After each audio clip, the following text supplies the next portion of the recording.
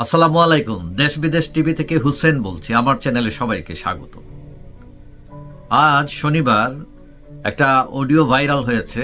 সেটা হচ্ছে শেখ হাসিনার সাথে গোপালগঞ্জের একজন ছাত্র নেতা, যুগ্ম সম্পাদক ছাত্রলীগের, তার যে কথোপকথন, এবং সেটা আমরা শুনে যে বিষয়গুলো আমরা লক্ষ্য করলাম বা বুঝলাম সেটা একটু বলি। সেটা হলো, শেখ হাসিনা নিয়ে বিশেষ করে আওয়ামী লীগের যারা আছেন, যারা আত্মগোপনে আছেন বা দেশে খোলামেলা অবস্থায় আছেন, সবাই তারা একটা উৎকণ্ঠা আছে যে তিনি ওইখানে কি করছেন, ওইখান থেকে আদৌ থাকতে পারবেন কিনা, না অন্য দেশে চলে যেতে হতে পারে, নাকি দেশে ফিরবেন।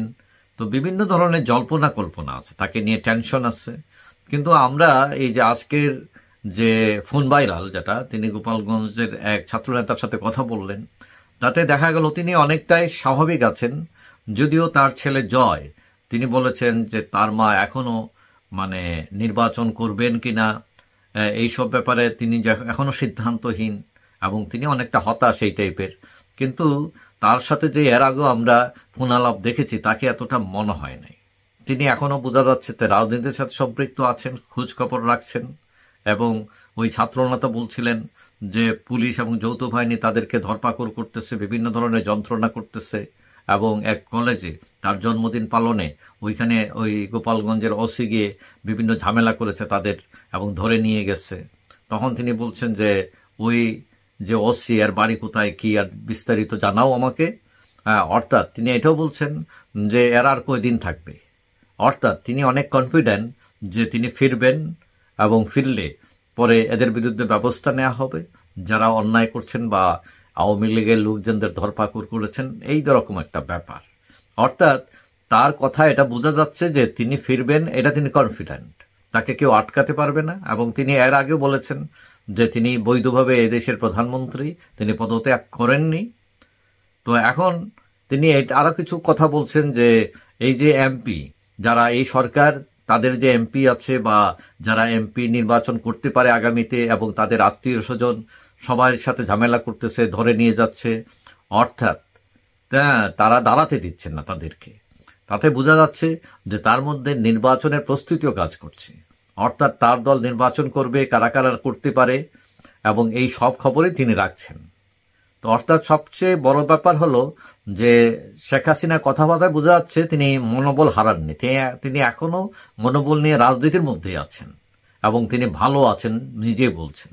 তবে একটা ব্যাপার কি, তিনি যেমন অনেকেই মনে করছিলেন যে এই যে একটা বড় ধাক্কা খেলেন তিনি, এইখান থেকে তিনি হয়তো কিছু জিনিস বদলাবেন, বিশেষ করে যে পরিবারতন্ত্র থেকে বেরিয়ে আসবেন। কিন্তু একটা জিনিস, যে ওই ছাত্রনেতা বলছিল যে আপা আপনি তো আপনি যদি না আসতে পারেন বা দলের এই অবস্থার মধ্যে আপনি সভাপতি থাকেন, কিন্তু ভারপ্রাপ্ত কাউকে দিয়ে দল চালানো যায় কিনা। তখন তিনি বলছেন যে এখন যার নামে দেই তাকেই ধরে ফেলে, তার উপরই নির্যাতন করে। এখন যে যার জায়গা থেকে কাজ করতে পারে।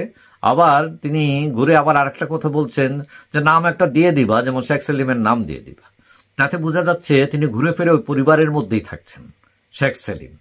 এখন কথা হচ্ছে তার এই যে পরিবারের বিভিন্ন লোকের বিরুদ্ধে বিভিন্ন ধরনের অভিযোগ, এবং ওই যে কোটি কোটি টাকা বানানোর গল্প আমরা প্রতিদিনই শুনতেছি। এবং মানুষ অনেকেই মনে করেন যে শেখ হাসিনা এবং তার পরিবার, বিশেষ করে তার ছেলে মেয়ে, তারা কেউ টাকা পয়সা বানান নাই, কিন্তু তাকে ব্যবহার করে তার পরিবারে অনেকেই হাজার কোটি টাকার মালিক হয়েছেন। এবং অনেকেই মনে করছেন যে তাদেরকে বাদ দেওয়া উচিত। কিন্তু শেখ হাসিনা দেখা যাচ্ছে যে ওইটা থেকে বেরোতে হয়তো চাচ্ছেন না, কারণ তিনি ওই প্রথমে কিন্তু ওই শেখ সেলিমের নামটাই বলছেন।